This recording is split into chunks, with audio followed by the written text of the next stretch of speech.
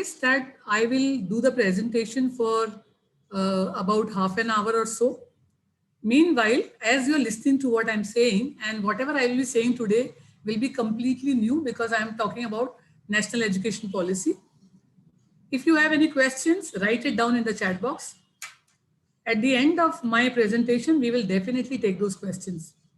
Now, I'm sure parents, you must be wondering, why do we need to know as parents what is national education policy, a policy which is just launched and it is not yet implemented.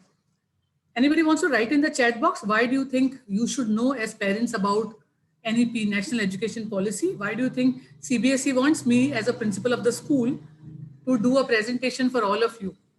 Any thoughts on that? Because CBSE wants parents to know about national education policy. Yeah, I can read total change in education system. All right. So that if you have feedback, I think it is too late for feedback because the policy is already there. Yeah. So that we are on the same page. I agree. It's a big change.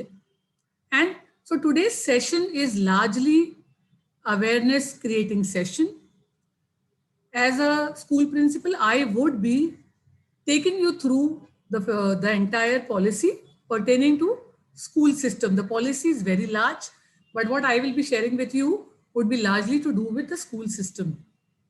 Yeah, so you all are aware of the NEP to some extent. Okay, now I am going to ask you one question. How many of you have read about the policy? You could show a thumbs up or have some idea about the policy. At least something vaguely you read in the newspapers, or I don't see any thumbs going up. So, okay, good. Very few thumbs going up. Yeah. All right. So today, hopefully by the end of the session, you will get an overview of what national education policy is all about. So I would be sharing my screen and we'll take it from there. Can you see my screen? Yeah. If you can see my screen, even if some of you show me thumbs up, I would be comfortable. Yeah. All right.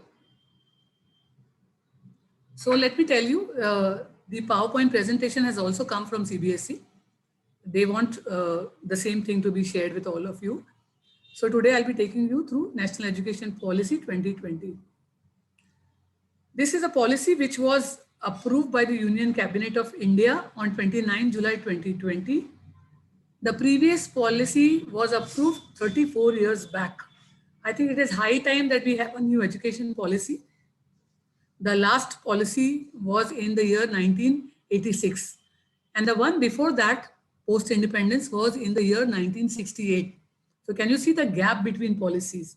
And let me also tell you, an education policy is a reflection of what is happening in the society around that time. A good education policy should reflect what is needed in the society and what is happening in the society around that time. So the first policy, I'll just take you back a little for you to understand the value of the new policy. So the 68 policy focused largely that all children should get compulsory education from the age of 6 to 14. That was the focus of the first policy. The 1986 policy wanted to reduce the disparity between different social systems, like such social groups. So in India, everybody is not at the same level, we all agree. So there were a lot of disparity in the way people got education because they belong to a certain social strata. So 1986 policy focused on that. And in 1986, the economy was very local. Globalization had not taken place, and that's why the philosophy or the policy also reflected that. But today in 2020, if you look around, a lot has changed since 1986. And if you look at the policy, the economy of a country, it is a very complex global economy. Now, if our economy is so complex and it is so global, don't you think that the education system should also move mainly towards global education? So the entire objective of national education policy is to bring it to the international standard level. The idea is that our education system should match with the international education system. And the intent is also to bring about sweeping changes in the education system. The intent is to universalize education for all. And let me tell you, this education policy is a breath of fresh air, I would say. As an educator, I would say it's very positive, it's very promising, and it's very ambitious. And we are only hoping that it gets implemented in the right manner and the benefits are going to be for all the stakeholders. So right now, the policy has been approved. Let me reiterate, parents, the policy implementation is not going to happen in the next academic year. It will happen in 22-23, the year 22-23. And this year, like right now, we are creating awareness for parents. Teachers are getting trained. Right now, they have given only the larger framework. They have not given the details as to how these things will be implemented. It will definitely take almost a year for them to give us strict guidelines. So keep it in mind that next academic year, more or less things will be same. Some elements from this policy, if we can do it on our own, we will do it. But the actual hardcore implementation will begin only a year later. So keeping that in mind, please pay attention. So what is the vision of the policy? And I'm very happy to say the vision of the policy matches a lot with Somaiya School's vision. Even though we had given that vision in the year 2012, the first statement says that you should be deeply rooted in Indian ethos, but children should be prepared so well that they can qualify and compete in global world. I mean, this is precisely what Somaiya School's vision says. Please go back and read our vision statement, which is there on our website. The idea is again that children should develop a sense of respect for the fundamental constitution of India. They should have pride for their own country. They should not just be good citizens, but they should be global citizens. They should value human rights. They should stand for human rights. They should be part of sustainable development, and they should be part of global well-being. And looking at the scenario that we are all facing, only if your country is doing well, it doesn't help. The whole world has to do well. So from local to global, the idea is that children have a very good balance of local and global in the education system. So this is the larger vision of the policy. So policy document is very, very large. It runs into many, many pages, but the sections that pertain to school education till grade 12 largely focus on these areas. And this is the first time that an education policy has taken into account early childhood years, which is your pre-primary. All this while, the policy always focused on 6 to 14 years. But this is the only time that they have taken into account education for all from 3 to 18. And they have included pre-primary also, which is a big change and which is a very good change. Then the focus is on fundamental literacy and numeracy, universal access to education. They are giving a lot of guidelines as to how the curriculum should be implemented in the school. All the rules and regulation related to getting the accreditation will change. Governance bodies are changing. So whichever governance body were there earlier, that would be changing. Again, the focus is being very inclusive in education. When I say inclusive, I will go into the detail as I move ahead. So this is what I would be talking about a little more in detail today. So as I told you, the policy before this one wanted to bridge the gap between social groups. But obviously we have not been able to do that. So this particular policy, NEP 2020, has very targeted ideas to bridge those gaps. As you can see, socio-economically disadvantaged groups, SEDGs they are called, there will be special scholarship for children because please understand parents, children are talented no matter where they are, whether they are in rural India, whether they are in slums, whether they are part of migrant community. So the idea of this philosophy, this policy is that talent should be identified and all children, regardless of where they come from, should get equal opportunities for education. So some of these categories include gender identities. So they have been working a lot on girl-child education, but I'm very happy to see that they are also taking into account transgender individuals or individuals who want to express their sexuality in or gender in whatever way they like, because otherwise they are at a receiving end and they are not getting the education that they deserve. So gender identities will be included, socio-cultural identities like scheduled caste, scheduled tribe, other backward classes, minorities, children who are at a disadvantage because of the geographical identity, like those who are living in villages, in tribes and small towns. How do we reach those students through this philosophy or policy? Also children which have a lot of disabilities, and this time they have included learning disability also, which is a positive change. Children belonging to migrant community, children who have been trafficked, who have been victims of trafficking, orphans. So the idea is that not just children who come from privileged families, but children of all sorts of environment, social groups get the advantage of education. So that is what we mean by universalization of education. Now, this is the biggest game changer, I would say. And I'm going to explain it to you. I'll take my time and explain it to you. And I think this is so much needed. So right now, if you look at the system, school system, look at the block on the left hand side, and let's go from down to up. So in our school also right now, and schools across India, what is the first section? The child enters pre-primary. So pre-primary is nursery, junior, senior, one section. Then we have primary and secondary. So if you club primary and secondary, grade 1 to grade 10 is one block. The last section is grade 11th and 12th. So this is what is happening across India. Now, new education policy has brought about a sea change here. Now look at the block on the right hand side, and let's move from down up. What they intend to do, again I'm saying this will not happen next year, it will happen a year later. They have clubbed nursery to grade 2 as one block, and they call it foundational stage. So nursery, junior, senior, grade 1 and 2 is one block, and it's called foundational stage very rightly, because this is the time when children are developing skills, they are learning to read and write. The beauty of this clubbing together is that children, when they move from senior KG to grade 1, transition is going to be very smooth. The idea is, see, there is going to be no change in the infrastructure in the school building. They don't expect change in the infrastructure. They don't expect change in the leadership or hierarchy.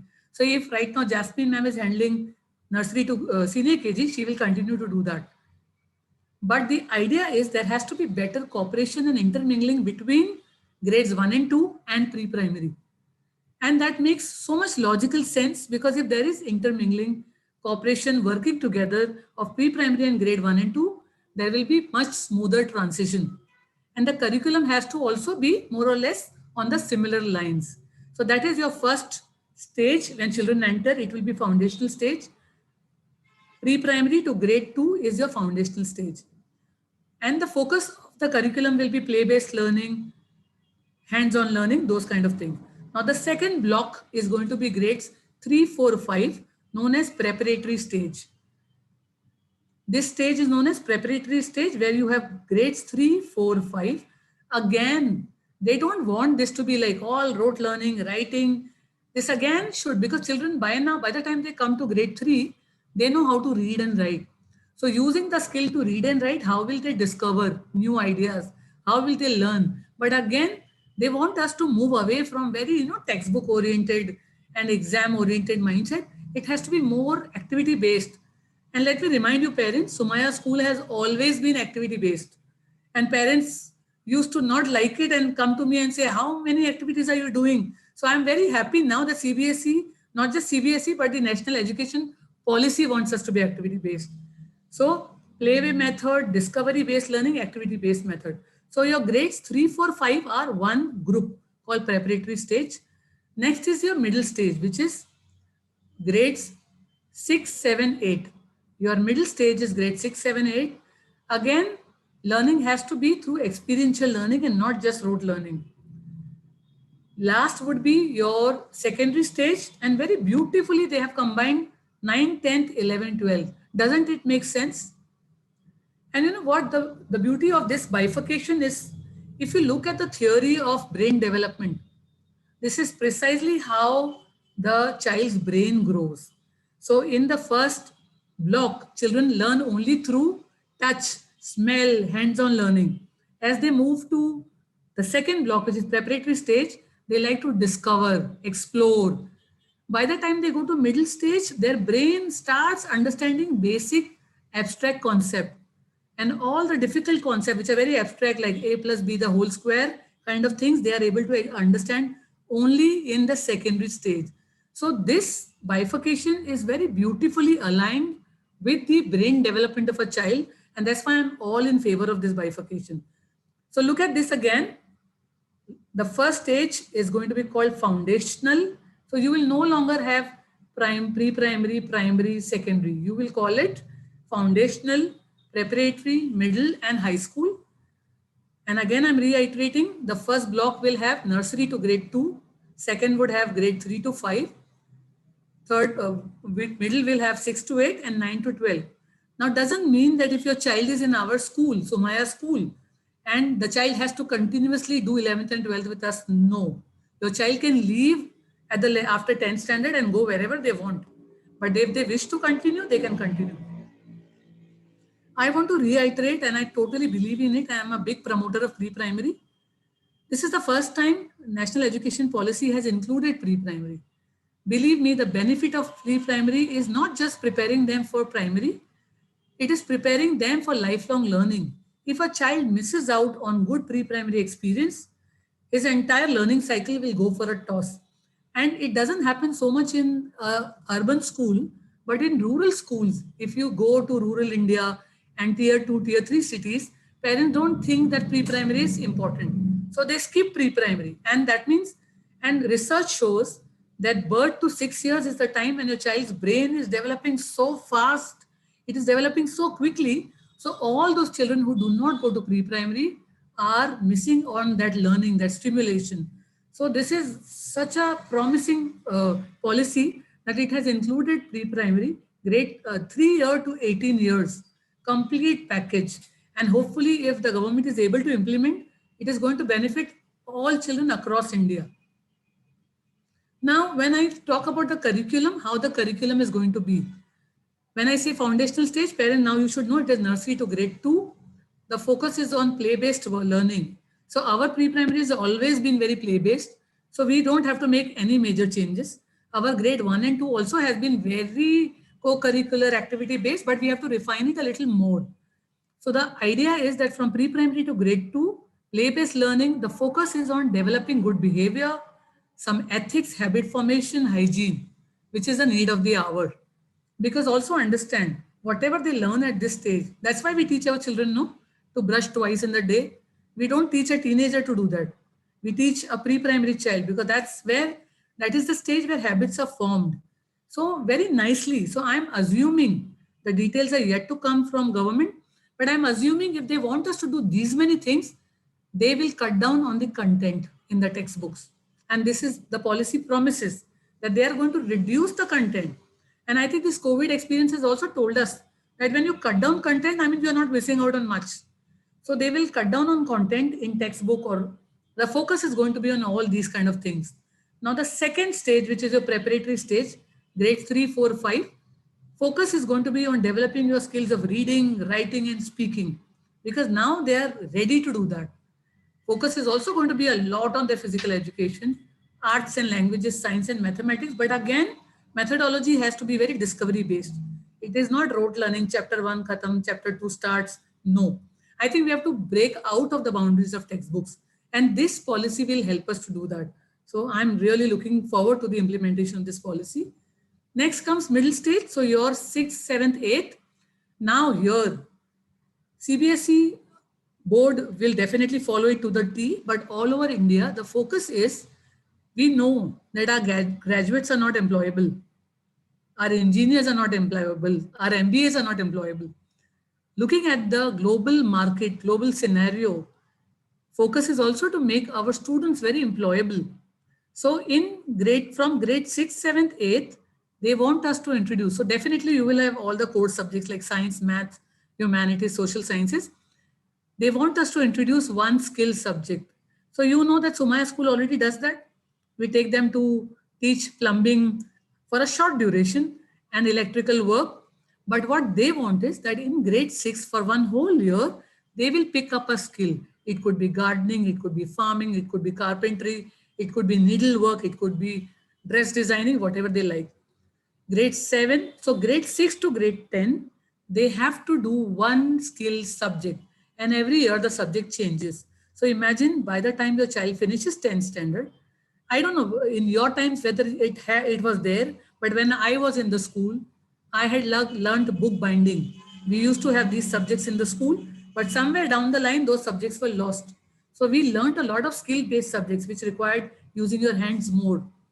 So from grade 6 to 10th, we have to introduce one skill-based subjects. Another very beautiful thing that they want us to do is introducing basic training in health.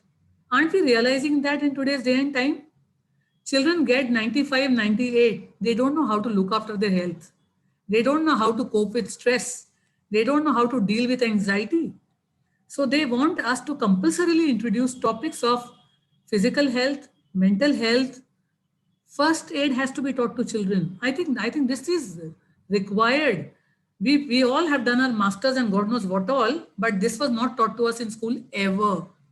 So the beauty is from 6th to 10th, children will learn one skill subject per year, and it is the school's choice to choose which subjects they choose to offer to children, and they will learn health, mental health, first aid. So this is your 6th to 8th, sorry.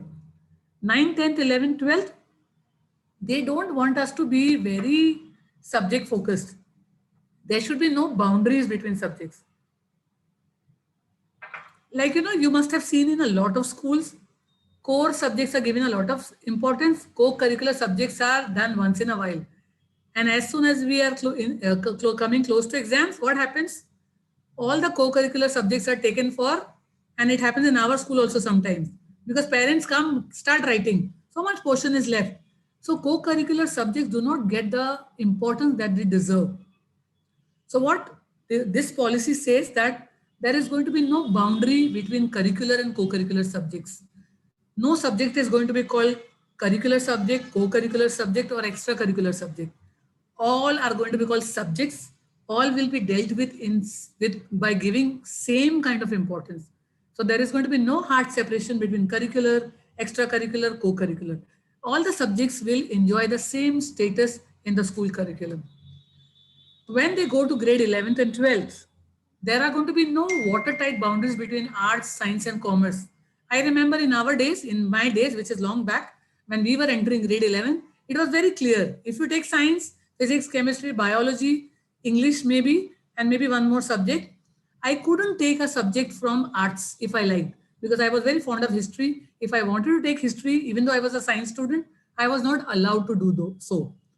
Right now, CBSE also allows this freedom, but this policy is making it mandatory that there are going to be no hard boundaries. And let me tell you, parents, right now, Somaya School has grade 11, 12th, arts, science, commerce, all. We have given our student a bouquet of subjects to choose from. So my science students are doing physics, chemistry is compulsory, English, physics, and chemistry is compulsory. The next two subjects, they are choosing either economics, they are choosing entrepreneurship, they are choosing psychology, they are choosing history. Imagine a doctor who has done psychology. Imagine a doctor who knows how to be an entrepreneur. So this is so beautiful, and this is already happening in our school because CBSE gives you that leeway, and the government wants this to happen across the country. So no hard boundaries between subjects, but intermingling of subjects. You choose what you like. Don't take a subject. Many of us hated a particular subject, but we had no choice. I hated biochemistry at one point, but I had to take biochemistry.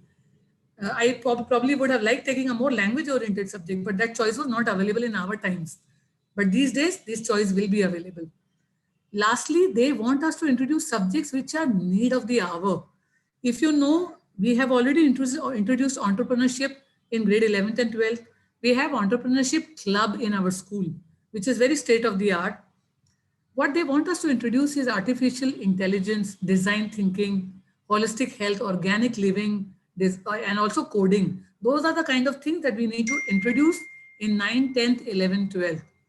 And why should we do this? So that when children leave school, they have much wider choice of subjects, much wider vocational choice, so that they don't have to end up becoming doctor, engineer. They can be so many more things. Now, the aim of NEP is that by 2025, till the year 2025, all the children who are in grade 3 by then should have the basic literacy and numeracy. You must have read a lot of reports which says that in some of the schools, I don't want to name the kind of schools, they could be government schools, they could be CBSE school, they could be just private schools, Sometimes when they test children, the children do not have age appropriate numeracy and literacy skill. So they may read or decipher, decode a language, but they don't know the meaning. So their aim is by 2025, every child who's in by then reached grade 3 should have the basic literacy and numeracy skill. So Maya school is one of the few schools in the whole of Mumbai, I would say, which has a teacher-child ratio of 30:1. Would you agree, parents? In 2012, when we started the school, we promised we will never increase. This is the 9th year of our school and we have kept a promise. Now the policy says that the teacher-child ratio has to be 30:1. And we have always had that ratio. And in some socially disadvantaged areas, they want 25 children to one teacher, which is a very optimistic goal that they have. Because if you know, most of the schools have 45 minimum. And then the number can also go to 60 and 70, not 30 anywhere. But they want the number of children in class to be only 30. Another beautiful thing they want is, so in our school, we were already doing it. When a grade 1 child goes to, senior KG child goes to grade 1, we used to already make a transition activity. We used to take them already to grade 1 classroom. We used to do things which they have done in senior KG. But now the policy mandates it. Depending on the kind of school you are, the first 3 months of grade 1 is going to be revision of what they have done in senior KG, preparing them for grade 1. So some of the rural schools may require 3 months. Maybe a school like ours may not require all 3 months, but that transition period is very, very important so that the child learns to be in grade 1. They settle in grade 1. So this is now put part of the policy. Again, very, very nice. Energizing breakfast. This is largely for rural schools and places where children also are deprived of good, nutritious food. Now, assessment. If the curriculum is changing so much, don't you think the assessment will also change? They have realized that and all those exams that happen world over, PISA, you must have heard, those competency-based exams, which is taken by students across the world, and we are nowhere in the list. All right, we are not even in the bottom list, bottom countries. So now the realization is that our children are very good at memorizing. Our children are very good at rote learning. Our children are very good at reproducing what they have rote learned. And probably that was the idea during British times, which is no longer applicable. The assessment is going to become very, very competency based. Now, what is a competency? If I say that I have learned multiplication, I should be able to multiply and use it in my real life. If I know that I have learned the value of notes, I should actually be able to, as a child, identify a note, see the value of a 20 rupee note. Similarly, if I know that this is a protector and this is used for making a circle, I should actually be able to make a circle using a protector, whatever that instrument may be. So the idea is not just getting very good marks and going ahead. And I say this to a lot of parents, a lot of my children I see moving around, they don't even know how to tie the shoelace, but they're toppers in their subject. And I have to remind them, bend down and tie your shoelaces. So it has to be, yes, knowledge would be there. Knowledge is not going away anywhere. The entire assessment is going to be on the core essentials. Like, what do I mean by core essential? The core concept. If you are learning about trigonometry, what is the core concept of trigonometry? If you are learning about biodiversity, what is the core concept? The focus will be testing their core essentials and testing their competencies, skills. Not gone are the days where we could, you remember for a 10 marks answer, we used to write 4 pages. God only knows what we used to write. And our technique was write in large handwriting so it looks bigger. So we get marked for it. All that is because CBSE has never encouraged long answers. They have always encouraged short to the point answers. And now this is going to be for all boards across India. So very, very nice. Again, now that we will be planning lesson plans and curriculum, it has to be learning outcome based. What do I mean by learning outcome based? By the end of the year, what is the child going to learn in math? What is that? By the end of the chapter, what is the child going to learn in that topic? By the end of my 45-minute class, what is the child going to learn? So when teachers are going to make lesson plan, it is going to be very, very specific. Nobody is going to beat around the bush. Teacher cannot enter the class. See, in our school, they have never entered the class unprepared. But now we are going to refine them even further, change the lesson plans. So that teacher who's taking a 45-minute class, she knows by the end of my 45-minute class, the child should have learned these two core skills or core concepts. So I'm liking this so much, I can't tell you. This was so much required because we are doing it as one school. Now there is a need to have this happen across India. Again, shift will be from the report card will also change. There will be a lot of integration of art, sports, and I have always been shouting from the rooftop, holistic development, marks are not going to take your child anywhere. It is what the child does in the school, like performing on stage, giving a speech, doing a cred talk, being part of a group, being behind the scene in Art Mela and Mathemagica. All these skills are going to take your children far. So I'm so happy that whatever Somaya School was doing all this while and whatever I have been shouting from rooftop since 2012 is getting validated by NEP 2020. So I'm the happiest person with this policy. Ma'am, a time check, it's 4:35. Yeah, no problem, Nirupam. I'll go ahead a little and I'll still give them 10 minutes for question answer. Now, this what I'm going to say, we don't have much clarity about, but what they're saying is, and which is also research proven, that children learn best in their mother tongue. So the policy says, but I don't know how they will implement it, that children should learn in their mother tongue, in their home language or the state language till ideally till grade 5 or till grade 8. So now this statement in the policy has all educators wondering how this will be implemented, because in a school like ours, there are 16 languages. That is the minimum that children come from. So somebody speaks Tulu, somebody speaks Tamil, somebody speaks Punjabi, somebody speaks Kutchi, somebody speaks Gujarati. So if this is to come into implementation, how this will be implemented? So I'm not worried right now because they will tell us how to do it. Whether it will be applicable to all schools or whether it will be applicable to schools within the rural areas so that they understand. Because the idea behind this is children pick up difficult concepts better in their mother tongue. अभी आप अपने बच्चे को से घर पे जब बात करते हो तो आप इंग्लिश में तो नहीं डांटते हो ना, आपको गुस्सा आता है तो आप अपनी मदर टंग में ही डांटते हो, उसको समझाते हो, या आप उसको रिलीजियस टीचिंग दे रहे हो तो आप अपनी मदर टंग में ही देते हो. So their idea is children pick up difficult concepts better if they are taught in mother tongue. But we don't know as of now how this will be implemented, so I'm not worried. We will cross the bridge when we come there. So this is something we don't have much clarity about. Again, report card is going to be 360 degrees, holistic development. Now you see three words here: cognitive, affective, and psychomotor. Now to simplify this for you, cognitive is thinking, affective is feeling, psychomotor is doing. The report card is going to focus on how your child thinks, how your child feels, and how your child does. When I say does, it is use of muscles, fine motor muscle, large motor muscle, using the body, agility, fitness. So they are not just going to focus on thinking. Traditionally, the focus has only been on thinking and marks and how much you scored in math and science and whatever. That is going to be one part of the report card. Other part is going to be feeling. How is the child life skills? How is the child in a group? How does the child perform individually? And lastly, how do they use their body? Agility, how many sports, what musical instrument they play. So, a school like ours does not have to make any drastic changes because we are almost there. We just have to fine tune. So whenever they want us to implement, I think we are ready to go.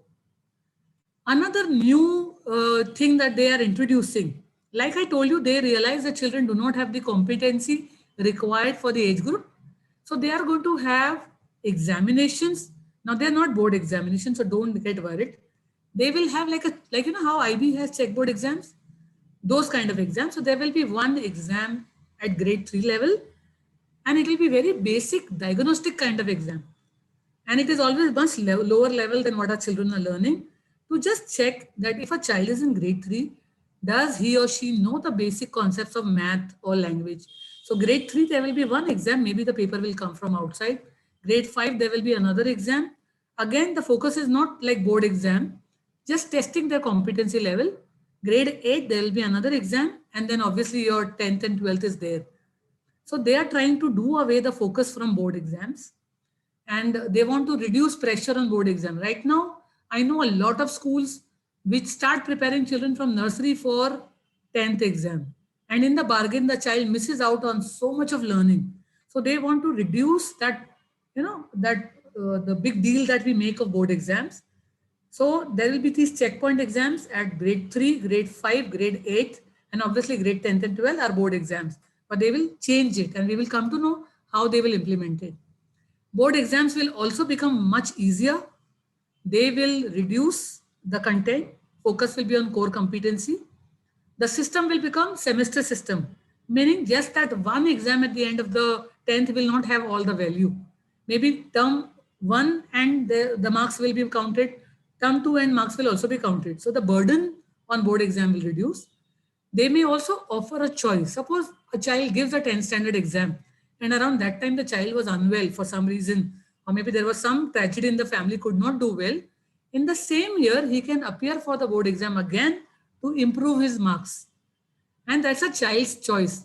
Now, this is like a double-edged sword for me. So I'm a little worried about this part. Because, knowing the parent and how enthusiastic parents are about that 1% and 2%, parents should not take it that, oh, my child got only 95, I expected 98. Let him appear again. That should not be the case. And then right now you are aware that in 9th and 10th, we offer math at 2 levels. So there is a basic math and a core math. So children who are not very good at math can opt for basic math and not core math.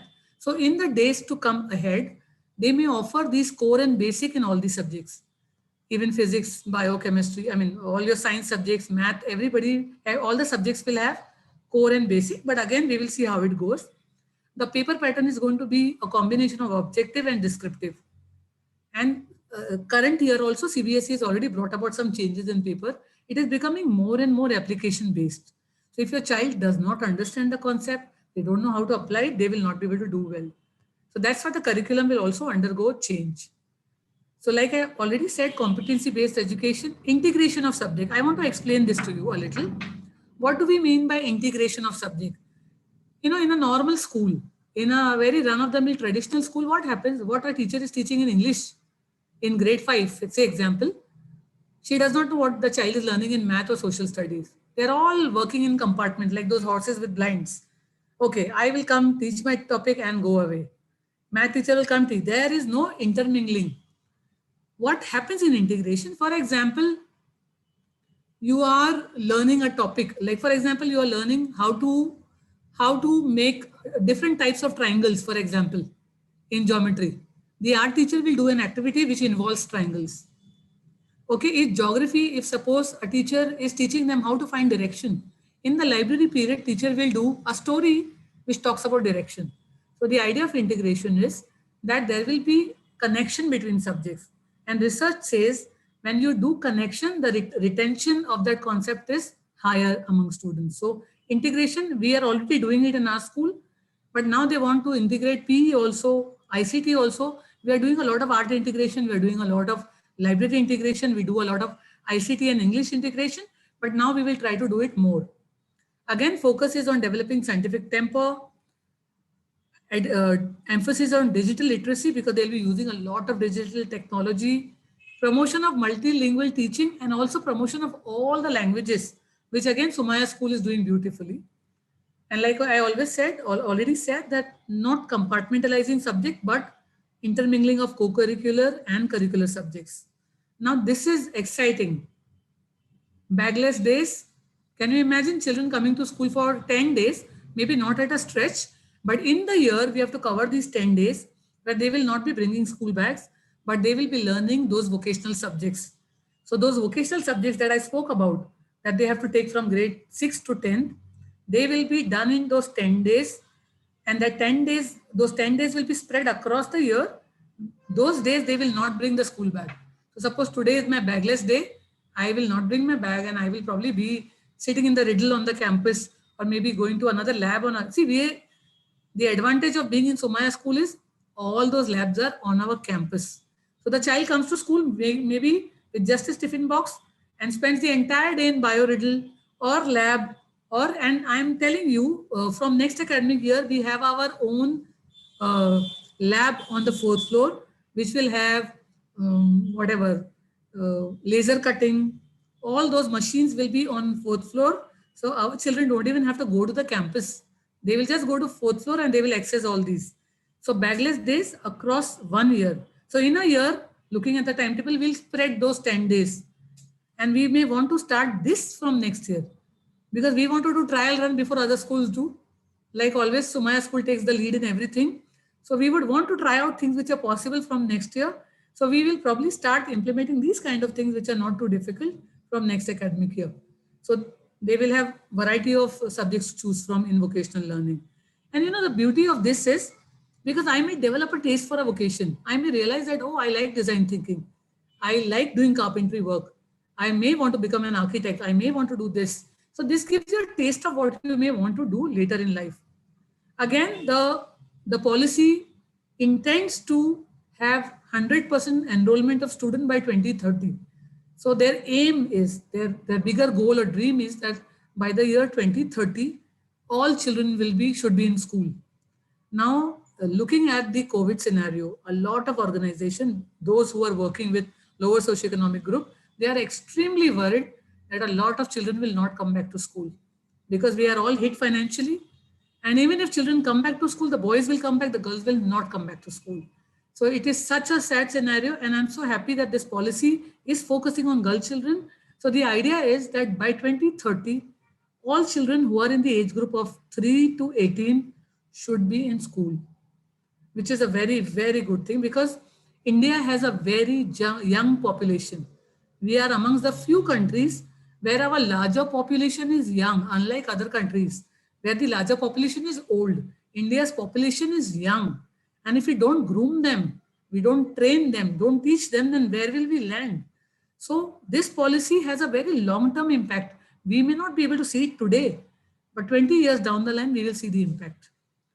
Again, they want to have portfolio system. I don't know from what grade, but right now in CBSE, we have portfolio for grade 9th and 10th, where you get to see children's work, but maybe they will bring it down to other grades also. So we will see what guidelines we receive from CBSE.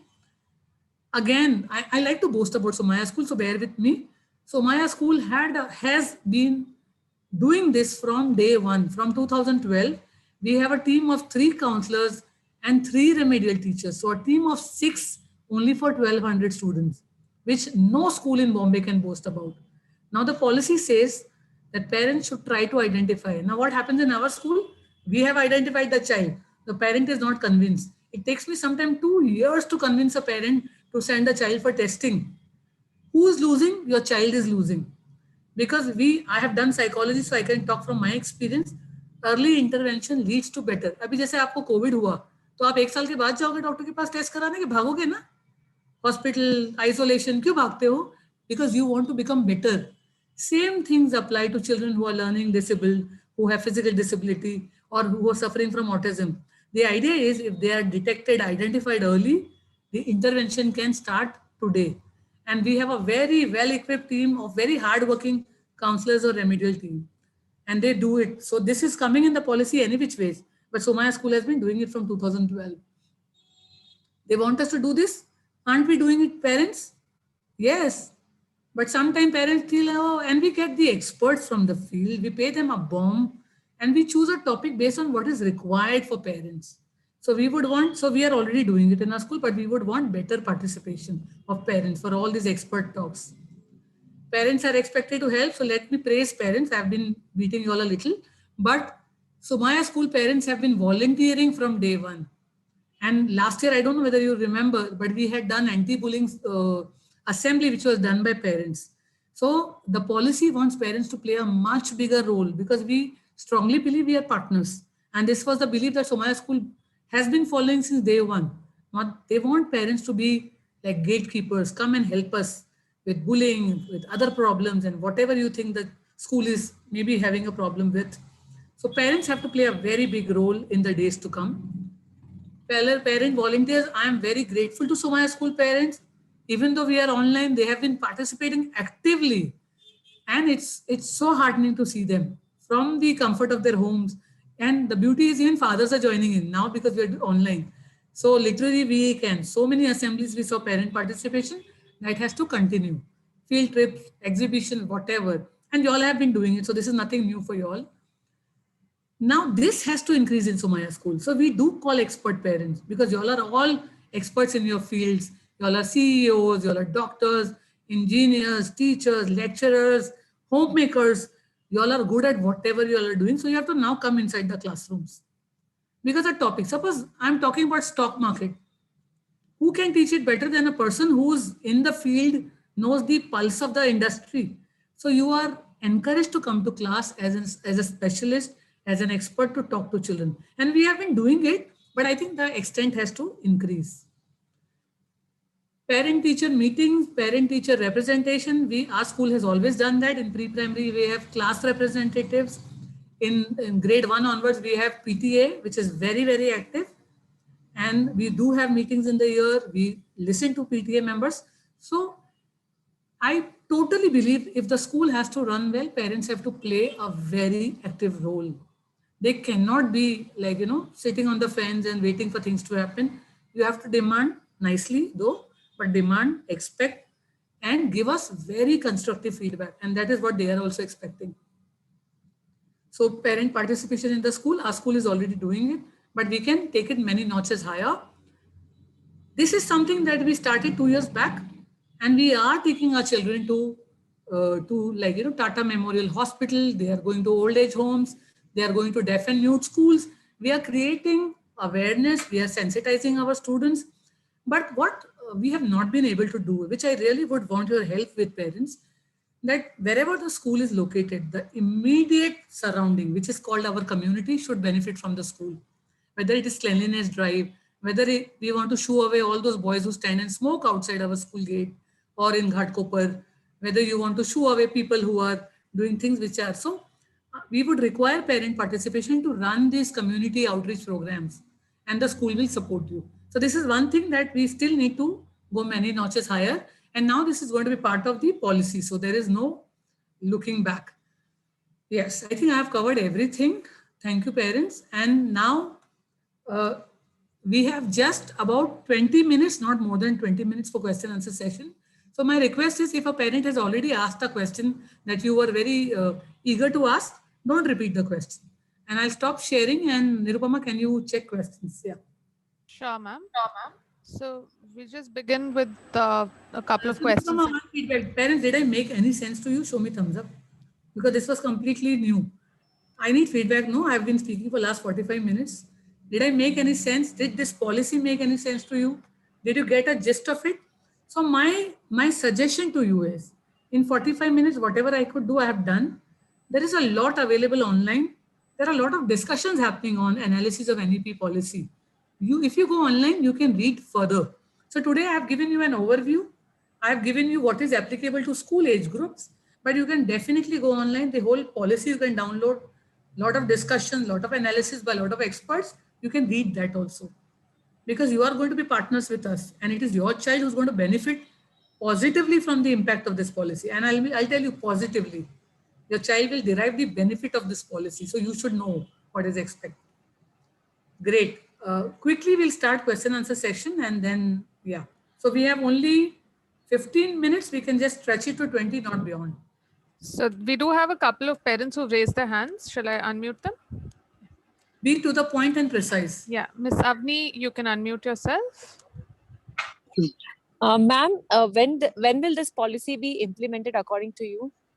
22 up, not next year, because they have to do a lot of training, and you don't know, my teachers are attending 15 hours. So they have started training. So teacher training has already started. They have made mandatory for teachers to undergo so many hours of training. Kalyani Miss is the coordinator for training now, because CBSE wanted us to appoint a trainer which will work with teachers and CBSE. So Kalyani teacher, many of you know her. She is the official training coordinator from our school, which is supposed to coordinate, upload, and they're asking for a lot of evidence. So they are preparing the schools for this. So after a year, it will be implemented. The hard implementation will happen after a year. The soft implementation is going on very gradually. Yeah. Next, we have Miss Anuja. Miss Anuja, you can unmute. Okay, ma'am. Hello. I just want to ask you that in grade 1 and 2, the foundation years, so the school timings, I mean, they come to school for 7 hours, the grade 1 and 2. So you think there will be change in the hours of schooling in there? I don't know as of now because they have not given, but I don't think hours will change. The focus is not hours, the focus is content. The focus is content, not hours. Okay, They and what don't, about grade 10, like 9 next year, my child will be in 9th grade and nothing changes. Nothing changes next year. in 10th I mean, we're talking about 21, 22, nothing changes. and 22, Whatever 23. I mean, changes, he'll be in 22, 10th grade. 23. So see, they will roll it out gradually. So Okay. normally what they say, students who are in 6th standard in that year, that onwards. So they will definitely be sensible and decide from which year onwards it will be hard implementation, and they will wean out students who are only 9th and 10th, something like that. So like I said, they have not given us guidelines as yet. So I will not be able to answer questions related to the details of implementation at the moment. Yeah. We will have to wait and watch. The idea of today's session was to give you awareness about the policy. They will also work, take feedback from people and send us guidelines for implementation, which will take time. It will take So maybe you think the 10th standard board exam will happen? I mean, for in an aggressive way, what it is happening? we don't know. We'll wait and watch, ma'am. Okay. And next question is by Miss Aparna. Ma'am, you can unmute. Hello, ma'am. Thank you very much for the orientation given to us. I just have one doubt that there is a big gap between the 12th grade and the college education. So that is why this last 2 years, that is 11th and 12th, gets cramped with all the entrance preparations. What does NEP say about that? In a sense, theoretically, if in a lower grade, when a child moves from one school to another, the child is tested. If from 6th to 7th, the child is tested on 6th portions Yes. through an entrance exam. So maybe a little bit of 7th also, that is agreeable.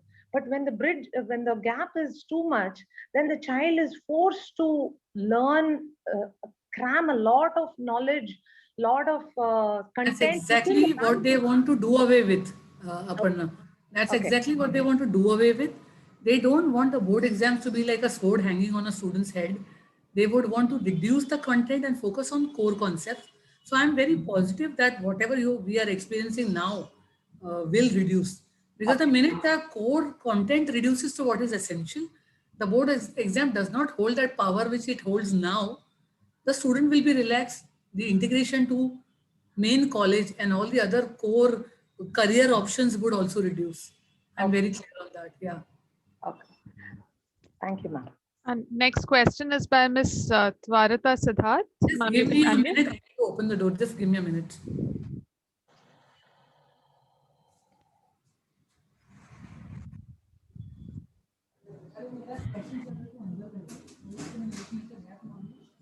Arvind ma'am is opening so many doors. Hope the right ones. That was a witty one. Huh? Yeah, Thank please you, go. ma'am, for the orientation. It was really helpful. So my question was for the vocational skills. You said between 6 to 8, there'll be a year long of vocational. So is it for every year? And can Every a year child there will be continue one. the same vocational? See, that is the with this- logistics that we will have to decide as a school. Because anything new I add, that means a new teacher. And first I will try and see what is already available on our campus. We have we have entrepreneurship, we have a welding unit, so we are very fortunate. So first I will try and use what, and then we'll see. But we will certainly during our PTA meetings take parents in also. And it will be need based. We will not give them what is not required by our students. Yeah. Yes, yeah. Next question is by Mr. Rohit. Can I request Anup themselves? Mr. Rohit, you can unmute. Hi, ma'am. Thanks for your nice introduction. What I understood from your presentation is that there is going to be a split of board exam in 9th and 12th. Yeah. So we would be choosing the stream for our child in 9th, or we'll be choosing in 12th. They haven't given any clarity as yet. Okay. Uh, So they haven't said specialty anything. streams will come only into effect from 12th From what standard I or know, 9th? it will start only from 10th, like now. But the Okay. idea is that a lot of things will be integrated, and which our Okay. school already does. So they will be treated together as one unit. So suppose Okay. I'm calling an expert to do a session, it would be for 9, 10th, 11, 12th, and not for 11, 12 separately. And then gradually they will tell us. But right now they have not given any clarity as to special. I think they will never let specialization come in very early, because a ninth grade child is in no position to choose what stream Yeah. he wants to go in. So I don't think they would do that. Yeah, But because yes, there is something like you said that 10th, again, you can leave the school if you want. No? So it's really confusing. yeah, which is what happens now. So some of my students continue 11th and 12th with us. Some go to the larger colleges and choose HSC board or IB board. It's up to them. But Okay. it will be treated as one unit from 9th to 12th. Yeah. Okay. But the child has the option of leaving school and taking any other board if he or she chooses to after 10th. Okay. Thanks. Our next question is by Mr. Sudeep. Yeah. Hi, ma'am. Your Hi. presentation was as brilliant as the NEP, really.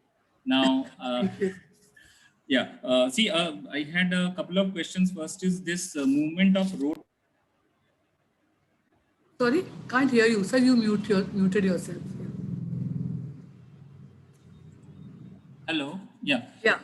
This movement of rote learning to application-based or content-based question, will it be reflected in the class 12 board exams for Yes, 22? eventually. Not 22 so much. It's too early, because see, you have to train the entire lot of teachers first. Then it will slowly start trickling into the classroom. So what they have done, if you know the changes in the board paper, they change very little every year. Very little has changed this year also for 10th. Very little, which is very manageable by all. They do not change anything drastically.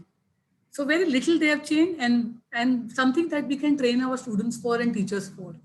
So no, I'm not expecting any drastic changes But ma'am, whatsoever. the board importance of board exams, are they diluted by having two board exams? No, so this is again one part of the policy that we are not sure. My worry is that it will be misused by parents, not students. Because a parent wants a child to get 99.5, child scored 98, chalo, reappear ho jao, give another exam. So that's my worry as an educator.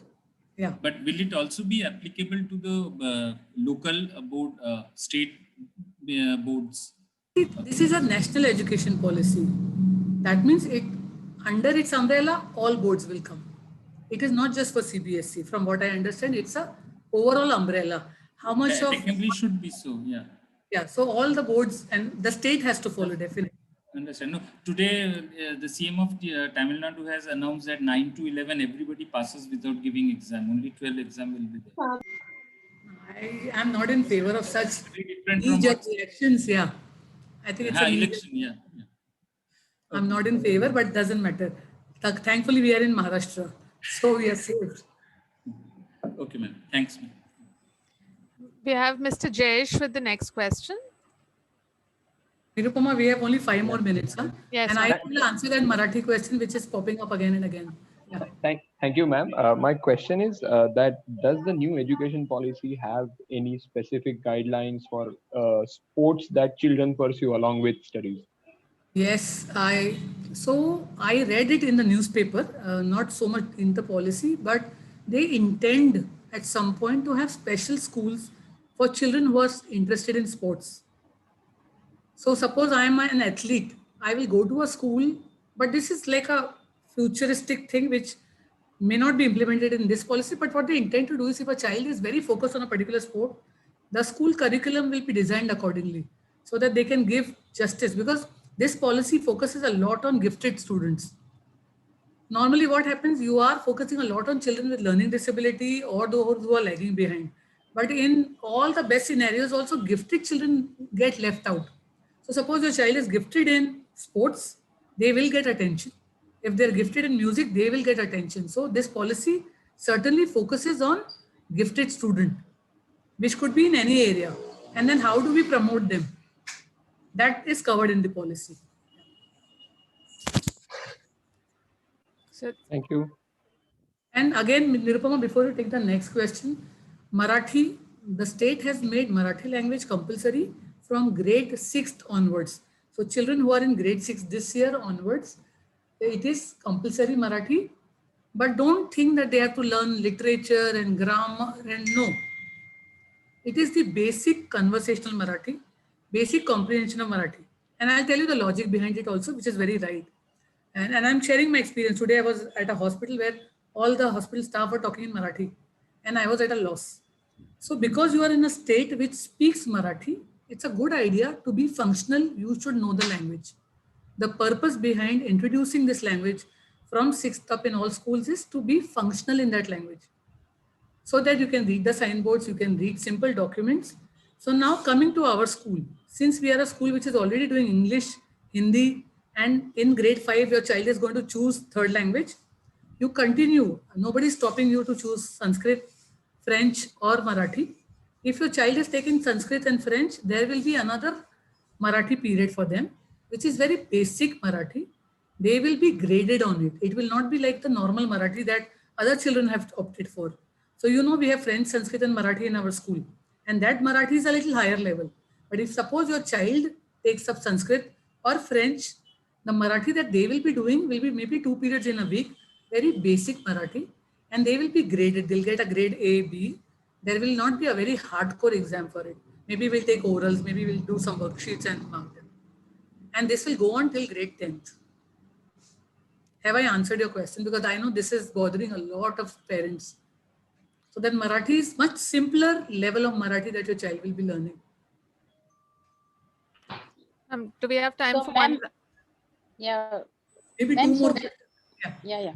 Just 1 minute, ma'am. So they need to continue with the French language also till 10th. Why not? I would say. So see, we have given you 2 options. If your child wants to drop after 8, up to you. Then your child appears for English and Hindi in the board exam. But there is also an option that if your child is really good at French and wants to drop Hindi and take French, that's also an option. But then we choose whether your child meets all the. Ma'am, one question by Ms. Usha Kiran. Tell me. Ma'am, are you there? Session. Though I joined a little late, how will it affect the 12 plus students? Sorry? How will it affect the students who are going to finish the 12th? This year. Yeah. It won't affect at all. Okay. Because this policy will be implemented stringently only from the coming years, not even the next academic year. So that has nothing to do with college. Sorry? It has the policy does not cover graduation studies. It does. And it's a big document because it does not apply to us. I'm not talking about it. It does cover higher education in great details. But I'm not the right person to talk about it. And it doesn't apply to us, so I'm not talking about it. Okay. So I'm talking only till grade 12th right now. But yes, the policy covers much more. Higher education, one big chunk is there. I would really encourage you all to read the document. Thank you. Nirupama, any burning question? Otherwise, we'll call it. Just largely about how it would affect 9th and 10th, but I think you've already answered that. So. Won't. And don't worry about Marathi. We will guide your children to become functional in Marathi. Those who opt for Sanskrit and French. And those who want to take Marathi, then obviously they don't have to do this Marathi because they're already doing Marathi. Lego education be started in school. I have been thinking about it. Get me the contact. I am sure it's a child, not the parent writing. Ma'am, we have one last question by Ms. Shilpa, and after that we can call it a day. Sure. Ms. Shilpa, you can unmute yourself. Good evening, ma'am. I have a question about Marathi only. As the child is learning now French or Sanskrit, is there like the child can opt Marathi completely from 7th grade? Like now my child is in 6th grade. So we wouldn't encourage changing at this juncture. Okay. Yeah, because it will become difficult for your child to cope with that Marathi. So continue with what your child is doing, and he will also do an additional 2 periods of basic Marathi, and which will have no impact on their performance as far as assessment is concerned. They will be graded on it. See, CBA, the policy also talks a lot about teaching many languages. So there is no harm if your child is learning Sanskrit or French and also does Marathi. Okay, ma'am. Thank you. Thank you. I think I will call it a day if you all are satisfied parents, because yeah. Hello, ma'am. Yeah. Just one question, like my daughter is studying Marathi. So can she change the subject to, let's say, like French or Sanskrit, so that like she get exposure of both Marathi as Which well? grade your child is in? Depends on that. Grade 5. She's in grade 5 right now. Grade 5, you will be choosing the language. That's a grade 5 she's already chosen. Yeah. So currently she's chosen Marathi. Okay. So the question is like, can she offer French or Sanskrit for next As a grade? school, we will not encourage it because logistically it becomes a nightmare for us. So no. But see, once we restart physically, you know that we also offer a lot of languages as after school activities. Like we were teaching Mandarin. I wanted to start German also after school. So we would be introducing many more languages after school. So if your child is interested, they can opt for it after school. And on our campus also, these languages are being taught if your child is interested. Spanish is taught on our campus and it is on weekends, and so many languages. Please go to the Somaiya Vidya Vihar website. We are a university. We are only becoming better, and you should know what we are offering, even as a university. So a lot of things you may want to put your child in from this age, especially languages, yes. Ma'am, another question is like, does the new policy encourage other activities like swimming and all those things? Yes. Does it? Yes, it does. Yes, it does. So all the co-curriculars and extracurriculars will get equal emphasis. So your child has to do everything. It will be mandatory now. Right now, what was happening, only good schools were doing it. But now once the policy gets implemented, all the physical activity, all the arts, all the music, all the drama, dance will become mandatory for all the schools. Right now, only select few schools are doing it because they believe in it. But then it will become for all. Yep. Thank you, ma'am. Thank you. Thank you. Ma'am, just one more question, please. Don't ask me when the school is starting. No, no, ma'am, we're not asking that. It was just that my child will be coming in first next year, 21, 22. So, I mean, all the languages, what is there up till now will be there. Everything will continue in Somaiya school as it is. Nothing changes. Even not in the 22, 23? Why will it change? We are full. In fact, we are already doing what they want us to do. So we are already doing half the things that NEP tells us to do. In fact, more than half the things. So when we first read the policy and we had a smaller meeting with my coordinators, we were very excited. So we are way ahead, no? And that's true. But some of the things like dance, Bharatnatyam and all, which is, I think, right now going on in school, if the student doesn't, I'm not interested in those activities, he has to do it, or he can, I mean, keep it as an Even option. now they don't have an option, no? Even now they have to do it. That's So what it I'm will asking. continue. That will be continued.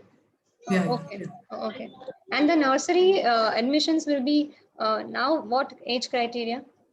Whatever in that year applicable, because every year they change. So this year also the age criteria changed.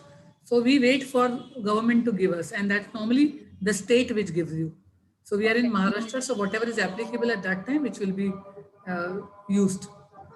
Okay. All right, parents, lovely meeting all of you. Thank you so much, ma'am. Excuse me, ma'am. I just quickly want to say, I'm glad we have been able to manage as a school and run the school virtually. Excuse me, and I ma'am. think we have done a decent job. Yes. And we are coming Excuse to me, a- ma'am. Yeah, one second. Let me just complete what I'm saying, ma'am. I'm just saying that we are back to the time when the lockdown had just started. It's been one whole year. We didn't even realize. And we have tried our level best as a school to give children whatever we could do as a Somaiya school virtual version. And I hope we have been able to do a decent job. I would want to hear feedback from you all. Please do write to us as parents how we did, and moving ahead, whatever best we think will be suitable for your children, we'll do. Whether it is coming to school, whether staying at home learning, coming once in a while, whether we are moving to hybrid learning, whatever, You have to trust the school's decision and support us. That's what I would request. Yeah.